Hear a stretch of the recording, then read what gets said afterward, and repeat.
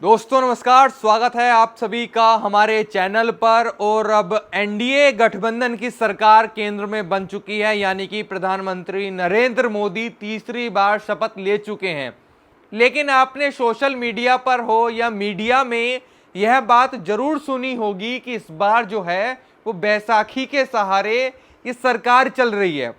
लेकिन आपको क्या लगता है, क्या एक तरफ बीजेपी अपने दम पर 240 सीटें लेकर आई है, वहीं जो इंडिया गठबंधन है वो कुल मिलाकर जो पूरा गठबंधन है वो 240 नहीं ला पाया है? तो क्या ये कहा जाए कि इस बार मोदी की हार हो चुकी है या इस बार मोदी की जीत है? ये आप पे हम छोड़ देते हैं। लेकिन बैसाखी से ये सरकार चल रही है, बार बार इस बात को क्यों कहा जा रहा है? क्यों ये कहा जा रहा है कि टीडीपी और जो जेडीयू है, मोदी को इन दोनों की बैसाखी का सहारा लेकर चलना पड़ रहा है?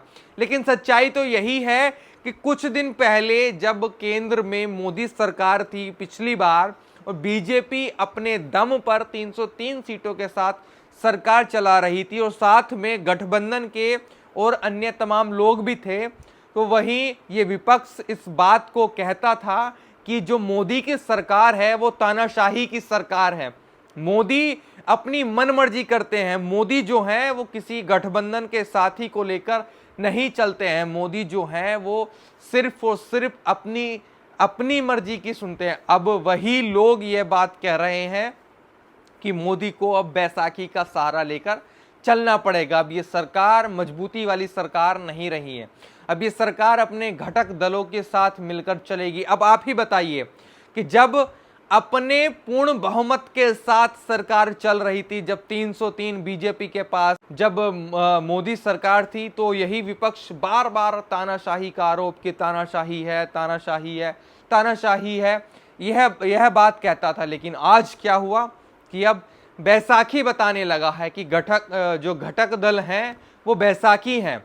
और जब मंत्रालय बंटने के बाद विपक्ष का यह हाल रहा कि साथी दलों को जो मंत्रालय मिले उसको झुंझुना मंत्रालय तक बता दिया कि मोदी ने जो है झुंझुना मंत्रालय अपने साथी घटकों को दिया है। लेकिन जब मंत्रालय नहीं बटे थे, जब गठबंधन नहीं हुआ था, जब सरकार का शपथ ग्रहण नहीं हुआ था, तो यही विपक्ष यह कह रहा था कि रेल मंत्रालय तो इस पार्टी के तरफ जाएगा और गृह मंत्रालय तो जेडीयू ले लेगी, टीडीपी ने तो स्पीकर मांग लिया। और आज जब उनको मंत्रालय मिल गया तो उसको झुंझुना मंत्रालय बता रहे हैं।